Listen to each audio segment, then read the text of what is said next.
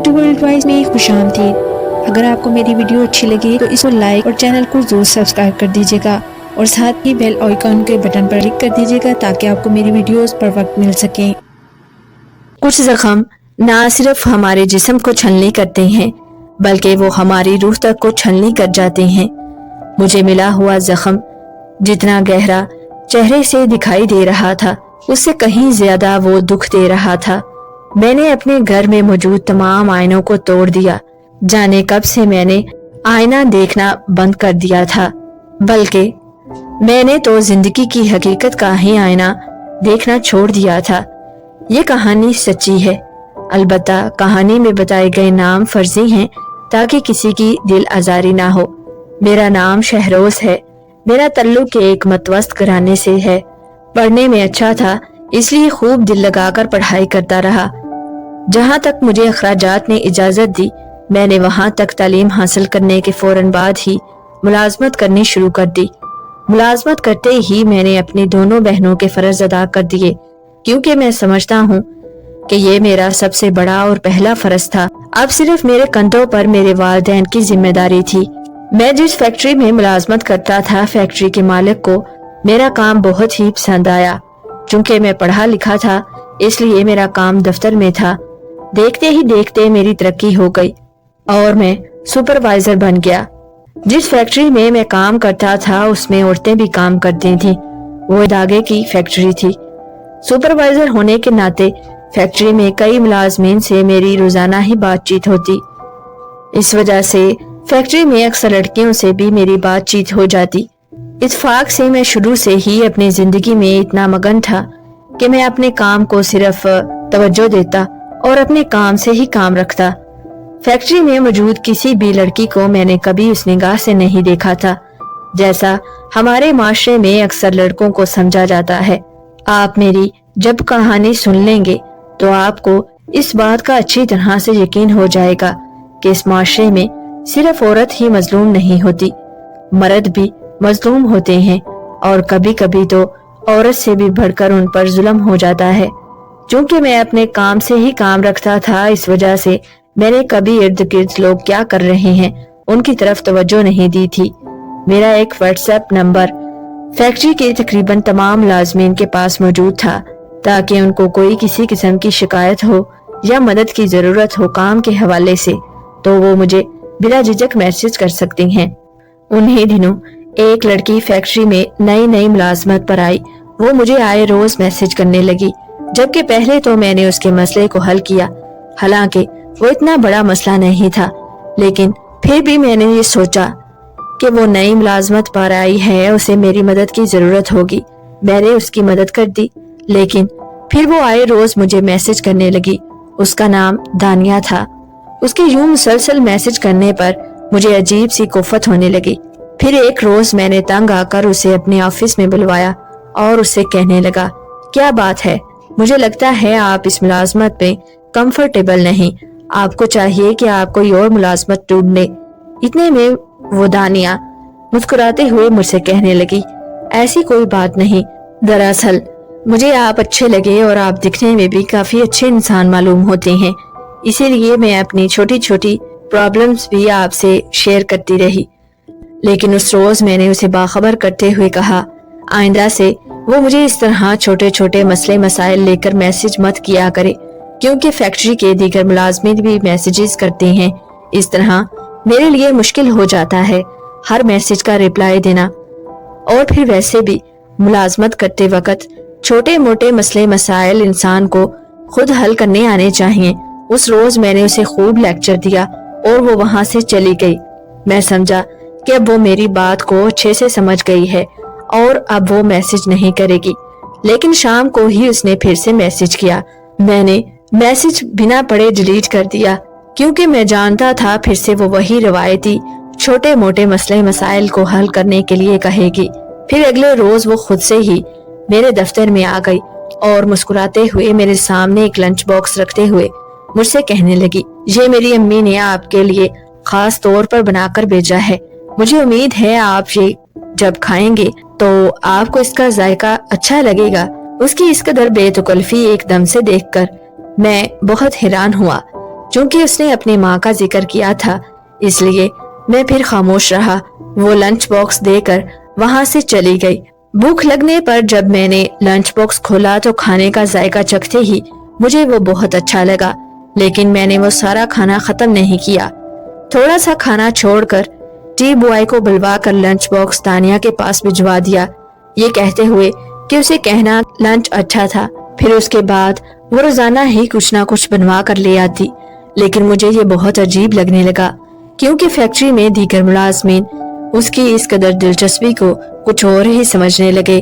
जाहिर सी बात है, अगर कोई भी इंसान आपके साथ बिला वजह बार बार बात करने की कोशिश करे और यूं बगैर किसी लालच के आप पर नवाजिशें करने लगे तो उसका मतलब क्या होता है। मैं भी ये अच्छी तरह से समझ गया कि दानिया के दिल में कोई ना कोई बात है। दानिया दिखने में अच्छी थी इसलिए मैं भी उसकी तरफ माइल होने लगा, जबकि पहले मैं बिल्कुल भी ऐसा नहीं था। देखते ही देखते पहले तो मैं दफ्तर में अकेला लंच करता था, फिर वही दानिया मेरे साथ बैठकर लंच करने लगी। बात फिर आगे बढ़ती गई और हम अब डेट पर भी जाने लगे। उसने मुझे अपने घर वालों का बताते हुए ये बताया कि उसके घर में सिर्फ उसकी वालिदा है और एक भाई है। भाई भी जवान है, अलबत्ता वो अभी पढ़ाई कर रहा है। मैं उसकी हर बताई हुई बात पर यकीन करता रहा। फिर एक रोज मैंने उससे कहा कि मैं आपकी वालिदा से मिलना चाहता हूँ, वो इतना अच्छा खाना बनाती हैं और चूंकि वो तुम्हारी वालिदा हैं तो इस बहाने से मैं तुम्हारे घर आकर खाना भी खा लूंगा और उस बहाने से उनसे मुलाकात भी हो जाएगी और उनका शुक्रिया भी अदा करूंगा। वो ये सुनते ही बहुत खुश हुई, जैसे वो इसी बात के इंतजार में थी। फिर मैं अगली शाम उनके घर गया और उसकी वालिदा बहुत अच्छे से मुझसे मिलने लगी, जबकि उसका भाई घर में मौजूद नहीं था। तकरीबन मैं उनके घर में 3 घंटे तक रुका हूँगा। फिर जब मैं वापस आने लगा तो उसी वक्त इत्तेफाक से उसका भाई भी घर में दाखिल हुआ। वो मुझे देखकर चौंक गया और सवालिया नजरों से अपनी माँ और बहन की तरफ इशारा करते हुए पूछने लगा, ये कौन है? उसकी वालिदा उसको आंखें निकालते हुए कहने लगी, ये कोई नहीं, बस हमारे जानने वाले ही हैं।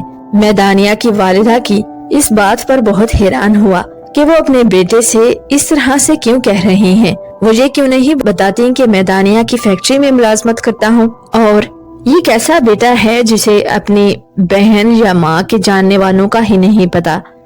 तब मुझे वो बात बहुत अजीब लगी, लेकिन मैंने उस बात के बारे में ज्यादा नहीं सोचा। फिर मैंने घर आकर सोचा कि दानिया के घर वालों को तो मेरे बारे में पता चल गया, मगर मैंने अपने घर में उसकी बात का कोई जिक्र नहीं किया। अभी मैं इस बारे में ही सोच रहा था कि उन्हीं दिनों मेरे मामू का इंतकाल हो गया। इस वजह से मैं फिर वो बात टाल गया कि उस वक्त मेरी माँ गम में है और ऐसे हालात में मेरा रिश्ते के बारे में बात करना मुनासिब नहीं।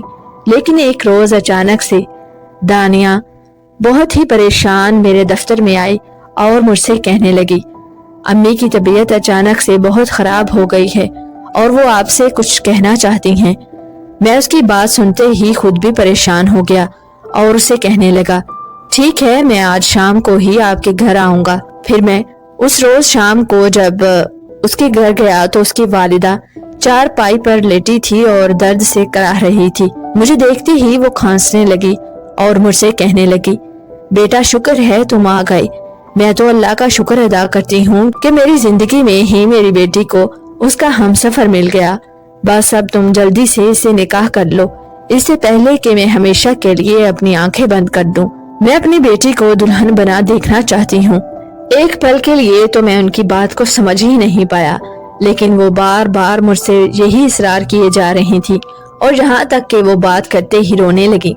वो इस कदर फूट फूट कर रोने लगी कि मुझे मजबूरन उनको दिलासा देते हुए ये कहना पड़ा, ठीक है, मैं निकाह का इंतजाम करवाता हूँ। पर एक तरफ मेरे मामू का इंतकाल हो चुका था और इन्हीं दिनों मेरा निकाह, इसलिए मैंने खामोशी से अपने वालिदैन को बिना बताए वहाँ पर निकाह करवा लिया। और उस निकाह के वक्त उसका भाई घर में मौजूद नहीं था। उन्होंने मेरे पूछने पर बताया कि वो शहर से बाहर है और वो कुछ दिनों बाद ही आएगा। मैं फिर से उनकी बात पर यकीन कर बैठा। मैं समझता हूँ ये मेरी सबसे बड़ी गलती थी एक तो मैंने अपने वालिदैन से ये बात छुपाई और दूसरा उसके भाई के बारे में कुछ मालूम नहीं किया। खैर निकाह हो गया और यूं दानिया मेरे निकाह में आ गई। निकाह करते ही मैंने दानिया को फैक्ट्री में मुलाजमत करने से मना कर दिया और उसको खुद से खर्चा देने लगा। चूँकि हमारा निकाह हो गया था इसलिए हम में कुर्बत भी ज्यादा बढ़ गई और अब हम घंटों फोन पर बात करते और मुलाकात भी करने लगे। ऐसे में मैंने दानिया को अपनी बीवी समझकर कई महंगे तोहफे तहाइफ भी दिए और वो भी बड़ी खुशी से वो तोहफे तहाइफ कबूल करती रही, जबकि उसने एक बार भी मुझे रुखसती के लिए नहीं कहा था।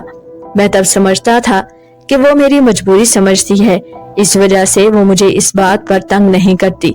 और वैसे भी इसकी वालिदा बीमार रहती है, उनको भी अपनी बेटी की जरूरत है। लेकिन मैं बहुत मुश्किल में पड़ गया। अपने वालिदैन को एकदम से अपने निकाह के बारे में कैसे बताऊं, और जब मेरी बहनों को पता चलेगा तो वो किस कदर दुखी होंगी और ससुराल में उनकी बेइज्जती भी होगी। इसलिए मैं उस बात को राज में रखते हुए एक और हमाकत कर बैठा। हमारे निकाह को तकरीबन 1 साल गुजर चुका था, जबकि दानिया की अम्मी अब बिल्कुल ठीक थी। पहले मुझे बहुत ये बात अजीब लगी, क्योंकि उस रोज तो वो ऐसे थी जैसे करीबुल मर्ग थी, मगर अब यूं अचानक से वो इस कदर ठीक हो गई। लेकिन फिर मैं सोचने लगा, मैं कितना गलत सोच रहा हूँ, बल्कि ये तो अच्छी बात है, वो बिल्कुल ठीक हो गई। आखिर वो भी किसी की माँ है। जिस कदर मुझे अपनी माँ से मोहब्बत है, इस कदर दानिया भी अपनी माँ से मोहब्बत करती होगी। एक रोज यूं ही मैं फैक्ट्री से हस्बे मामूल छुट्टी के वक्त घर की तरफ रवाना था कि अचानक से मुझे यूं लगा कि दानिया किसी अजनबी के साथ बाइक पर जा रही है। मुझे एक पल के लिए अपनी आंखों पर यकीन नहीं हुआ। फिर मैंने सोचा शायद मेरा वहम होगा, लेकिन मैं ना चाहते हुए भी उस बाइक का पीछा करने लगा। वो बाइक मुझसे आगे थी, इस वजह से ट्रैफिक की मौजूदगी में मैं उसका चेहरा नहीं देख पाया, लेकिन जिस कदर मैं पहचान पाया मुझे वो दानिया ही लगी। दानिया के बाइक को मैंने देख रखा था, इस वजह से मुझे इतना तो यकीन था कि वो शख्स दानिया का भाई नहीं था। उसके अलावा दानिया के घर में कोई और मर्द मौजूद नहीं था। फिर घर आते ही मैंने दानिया को कॉल की, उसका नंबर नहीं लग रहा था। यूं तो मैं रोजाना ही दानिया से बात करता था, लेकिन ड्यूटी की वजह से मैं थकावट महसूस करते हुए उससे रात के 10 बजे से पहले ही बात करके सो जाता था। उस रात मुझे नींद नहीं आ रही थी, दानिया का नंबर भी नहीं लग रहा था। फिर तकरीबन 9 बजे का टाइम होगा जब मैंने दानिया को फिर से कॉल की, तो उसने पहली बेल पर ही फोन उठा लिया, लेकिन मैंने उसे बाइक वाली कोई बात नहीं कही, ये सोचते हुए कहीं वो बुरा ही न मान जाए, हो सकता है ये मेरा वहम हो। और मैंने थोड़ी देर उससे बातचीत की और फोन बंद कर दिया। उस रोज मेरा दिल बहुत बेचैन था, जैसे कुछ बहुत ही गलत होने वाला हो। फिर मुझे बार बार वो बाइक का सीन याद आ रहा था। मैं अपने बिस्तर पर यूं ही लेटा रहा और अजीब अजीब से वसवसे मेरे दिल में आ रहे थे। उस रात मुझे नींद नहीं आ रही थी। 11 बजे के करीब मैंने दानिया को फिर से कॉल की। जब मैंने दानिया का नंबर डायल किया तो उसका नंबर बिजी मिल रहा था। फिर तकरीबन 1 बजे का टाइम होगा जब मैंने फिर से दानिया का नंबर डायल किया, लेकिन हैरानकुन बात यह थी कि दानिया का नंबर तब भी बिजी ही मिल रहा था। मुझे ये देखकर बहुत ही अजीब लगा कि रात के 1 बजे दानिया किससे बात कर रही होगी। फिर मैंने तकरीबन 30 मिनट बाद फिर से कॉल की, फिर उसका नंबर लगातार बिजी मिल रहा था। मुझे फिर बहुत गुस्सा आने लगा और मैंने सुबह होते ही फैक्ट्री की बजाय दानिया के घर का रुख किया। इससे पहले मैं जब भी दानिया के घर जाता था उसको हमेशा इत्ला करके जाता। उस रोज मैं उसके घर उसको बिना बताए गया। मुझे यूं अचानक देखकर वो माँ बेटी दोनों ही पजल सी हो गईं और मुझे यूं लगा कि जैसे वो मुझसे कुछ छुपा रही हैं और वो दोनों ही बहुत घबराई हुई थी। फिर अचानक से मेरी नजर दानिया के पैरों पर पड़ी और उसने लेडीज जूते नहीं बल्कि किसी मर्द के जूते पहन रखे थे। मुझे ये देखकर बहुत अजीब लगा और मैं उससे गुस्से से कहने लगा, दानिया ये क्या बात हुई, तुमने ये किसके जूते डाल रखे हैं? मैं इस कदर जोर से बोला कि अंदर से किसी मर्द की आवाज आई। कौन है? वो आवाज सुनते ही मैं बिना एक लम्हे की देर किए कमरे की तरफ जाने ही वाला था कि दानिया की वालिदा मेरे सामने होकर मुझसे कहने लगी, क्या बात है, किधर जा रहे हो बेटा? वो मुझे घूरते हुए फिर से मुझसे वही सवाल करने लगी। उस रोज मुझे उन पर भी पूरा शक हो गया कि कुछ ना कुछ गड़बड़ जरूर है। दानिया फिर बड़ी चालाकी से मामले को संभालते हुए मुझसे प्यार से कहने लगी, आपको यूं अचानक से क्या हो गया, कोई बात हुई है? मैं दानिया से वहीं खड़ा सवाल पूछने लगा, अंदर कौन है दानिया? मुझे ये तुम्हारे भाई की आवाज नहीं लगती और मैं तुमसे कुछ पूछने आया था। इतने में वो मर्द खुद ही उनके कमरे में से बाहर आ गया, क्योंकि दानिया और उसकी माँ को अंदर जाकर उसे बताने का मौका ही नहीं मिला। वो मर्द मुझे बड़ी ही अजीब नजर से देखने लगा। इससे पहले कि वो कुछ बोलता या मैं कोई सवाल करता, दानिया की वालिदा उसको जल्दी से कमरे में वापस ले गई। मैंने दानिया की तरफ देखा और फिर से उससे पूछने लगा, दानिया तुमने बताया नहीं ये कौन है? दानिया झूठी सी मुस्कुराहट से मुस्कुराते हुए कहने लगी, ये मेरी खाला का बेटा है। मगर वो जिस तरह टूटे फूटे लहजे से उसका तारफ करवा रही थी, वो उन लोगों के झूठ का मुंह बोलता सबूत था। फिर मैं फौरन से वहां से आ गया। उस रोज ना चाहते हुए भी मुझे दानिया से नफरत सी होने लगी, क्योंकि पिछले 24 घंटों में इतने ज्यादा इत्तेफाक एक साथ नहीं हो सकते थे। उस रोज मैं फैक्ट्री में सारा दिन ही बहुत परेशान रहा, क्योंकि अब मैं दानिया से निकाह कर चुका था। मुझे उसके बारे में पहले कुछ मालूम कर लेना चाहिए था, लेकिन वो सब कुछ इतना जल्दी हुआ था कि मुझे संभलने का मौका ही नहीं मिला। फिर मैंने अपने एक बहुत ही करीबी दोस्त से उस बात का जिक्र किया, वही दोस्त जो मेरे निकाह में भी मेरा गवाह था। उसने फिर मुझे मशवरा दिया कि तुम बिना किसी को कुछ भी कहे दानिया के घर के बाहर 2-3 दिन तक चौकीदारी करके देख लो, तुम्हें खुद ही पता चल जाएगा। यानी तुम दानिया पर निगाह रखो, वो किसी के साथ आती जाती है, तुम्हें अच्छी तरह मालूम हो जाएगा। हो सकता है कि वो बेगुनाह हो और हो सकता है कि वो रंगे हाथों पकड़ी जाए। फिर मैं भी उसकी बात को समझ गया और दानिया का घर बाजार के करीब ही था, इसलिए मुझे वहां पर बार बार टहलता हुआ देखकर किसी को शक नहीं हुआ। 3 दिन तक फैक्ट्री से छुट्टी लेकर उसके घर के बाहर ही फिरता रहा। चूंकि वो सड़क बाजार को लगती थी, इसलिए वहां पर हर वक्त चहल पहल रहती थी। इन 3 रोज में मैंने दानिया को कई बार घर से बाहर निकलते हुए देखा, लेकिन वो हर बार अकेले ही जाती थी। फिर मैं सोचता कि वो कहाँ जाती होगी।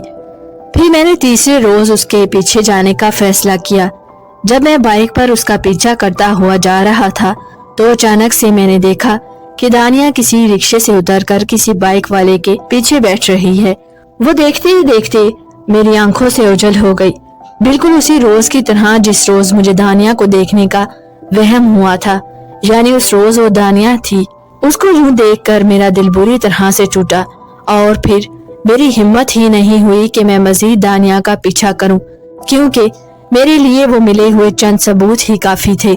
यूं दानिया और उसकी वालिदा मेरे सामने बेनकाब हो गईं। अब तो मुझे दानिया के बाई पर भी शक होने लगा, यानी वो शायद दानिया का कोई बाई नहीं, उसका कोई दोस्त ही था, क्योंकि गैरतमंद बाई के होते हुए कोई भी माँ बेटी ये गुल खिला नहीं सकती। मैंने फैसला कर लिया कि मैं दानिया को तलाक दे दूंगा, इसीलिए मैंने अब दानिया से बात करना बंद कर दी, जबकि वो मुझे कई बार फोन करती रही। फिर एक रोज वो फैक्ट्री में आकर दफ्तर में मुझसे पूछने लगी कि मैं उससे बात क्यों नहीं करता। उस रोज मुझे उसको देखते ही उस पर बहुत गुस्सा आया और मैंने उसे खूब सुनाई। उसने अपनी सफाई में मुझे कुछ भी नहीं कहा और खामोशी से मेरी बातें सुनकर वहां से चली गई। शायद उसकी खामोशी वो खामोशी थी जो तूफान आने से पहले की खामोशी होती है, लेकिन वो तूफान ऐसा आया जिसने मेरा सब कुछ मुझसे छीन लिया। अगले ही रोज मैंने उसे तलाकनामा भिजवा दिया। तलाकनामा मिलते ही उसने मुझे मैसेज किया, जिसमें उसने मुझसे आखिरी बार मिलने के लिए दरख्वास्त की और ये भी लिखा कि वो मुझे मेरे सारे जेवरात वापस लौटाना चाहती है। जब वो मेरी बीवी ही नहीं रही तो उन जेवरात का वो क्या करेगी। पहले तो मुझे इसके मैसेज पर यकीन नहीं आया, क्योंकि जितना मैं उसके बारे में जान चुका था उसमें तो उसको मुझसे ज्यादा उन जेवरात से मतलब होना चाहिए था। फिर मैं ना चाहते हुए भी उस रोज उनके घर चला गया। जब मैं उसके घर गया तो अजीब सा सन्नाटा था। मुझे जाने क्यों उस सन्नाटे से खौफ आने लगा। वो उस रोज घर में अकेली थी। मुझे देखकर वो खड़ी हुई और मेरे करीब आते हुए कहने लगी, आप रुके, मैं आपके लिए चाय पानी लाती हूँ। मैंने उसे कहा कि मुझे काम है और मेरा यहाँ रुकना ठीक नहीं, मैं बस चलता हूँ। तुमने जो भी बात करनी है अभी करो और मुझे चाय पानी नहीं पीना। जब वो किचन से बाहर आई तो उसके हाथ में कप था। मैं कप देखकर उसे तंजिया कहने लगा, तुमने बिला वजह तकल्लुफ किया। वो जल्दी से आगे बढ़ी और उसने अचानक से मेरी तरफ वो कप उल्टा दिया। मुझे यूं महसूस हुआ जैसे उसने गरम गरम पानी या चाय मुझ पर उल्टा दी हो, क्योंकि मुझे हल्की हल्की सी जलन महसूस होने लगी। फिर अचानक से मुझे जैसे महसूस हुआ मेरे चेहरे से धुआं निकल रहा हो और फिर तकलीफ बढ़ने लगी। मैं अपने आप को संभाल नहीं पा रहा था। इतने में वो भागती हुई फिर किचन में चली गई और किचन में से एक बोतल लेकर आई और मुझ पर फिर से वो बोतल छिड़कने लगी। उसमें तेजाब था जो कि मेरे जिस्म को जला रहा था। मैंने तब अपना आप बड़ी मुश्किल से बचाया और चीखता हुआ दरवाजे की तरफ भागने लगा। जब मैं अपना आप बचा रहा था तो उसके हाथ पर भी उस दौरान थोड़ा सा तेजाब डल गया, इसलिए वो वहीं अपने आप को जलने से बचाने के लिए रुक गई और मैं अपने आप को बड़ी मुश्किल से घसीटता हुआ उस घर में से बाहर निकला। क्योंकि उनका घर सड़क पर था इसलिए वहां पर मेरे शोर मचाने से लोग जमा हो गए, लेकिन वो मौका पाते ही वहां से भाग गई। मुझे वहां पर मौजूद लोगों ने हॉस्पिटल पहुंचाया और जब मेरे घर वालों को इत्तला मिली तो वो भी हॉस्पिटल में आ गए। फिर सबको सारी बात मालूम पड़ गई और मेरे एक बहनोई पुलिस में थे। उन्होंने सारी बात जानते ही उस पर पर्चा करवा दिया। 2 दिनों में ही वो माँ बेटी पकड़ी गई और फिर कई राज खुले। असल में उसका कोई भाई है ही नहीं था। जिसको वो अपना भाई बता रही थी वो उसका पहला शोहर था और उसका पहला शोहर मुल्क से बाहर काम करता था, यानी वो कतर में रहता था। और जो दूसरा मर्द मैंने उनके घर में देखा था वो उसका दूसरा शोहर था। वो दुबई में काम करता था। क्योंकि वो दोनों मुल्क से बाहर काम करते थे, दोनों एक दूसरे के बारे में नहीं जानते थे। दानिया उन लोगों को छुट्टी ही तब बुलवाती थी जब एक छुट्टी काट कर चला गया होता था। इत्तेफाक से जिस रोज मेरी उनसे मुलाकात हुई वो दोनों ही अपनी अपनी बारी के मुताबिक छुट्टी पर आए हुए थे। इस बार उसने इसी शहर में ही अपना शिकार ढूंढा और यही उसकी बड़ी गलती थी। मुझ पर उसने इसलिए तेजाब फेंका क्योंकि मैं उसके लिए खतरे की घंटी बन चुका था। इस वजह से उसने मुझे रास्ते से हटाने के लिए, मुझे धमकाने के लिए मुझ पर तेजाब फेंका। वो लड़की एक वक्त में 3 शोहर रखे हुए थी और सबको ही उल्लू बना रही थी, जिसमें उसकी माँ भी बराबर की शरीक थी। उसकी हकीकत जानकर उसके पहले दोनों शोहर भी उसके खिलाफ हुए और उन्होंने भी उन पर पर्चा करवा दिया। उसको जेल हो गई और सजा भी मिल गई। उसको तो उसके किए की सजा मिल गई, मगर मेरी जिंदगी में वो लड़की दानिया एक छलावा बनकर आई और मेरी जिंदगी तबाह कर गई। मैं सारी उम्र के लिए एक आंख से माजूर हो गया और मेरा आधा चेहरा बुरी तरह से झुलस गया। मेरी 12 बार सर्जरी हुई, तब जाकर मैं सही हालत में काम करने के काबिल हुआ। लेकिन ये रोग अब सारी उम्र मेरे साथ रहेगा।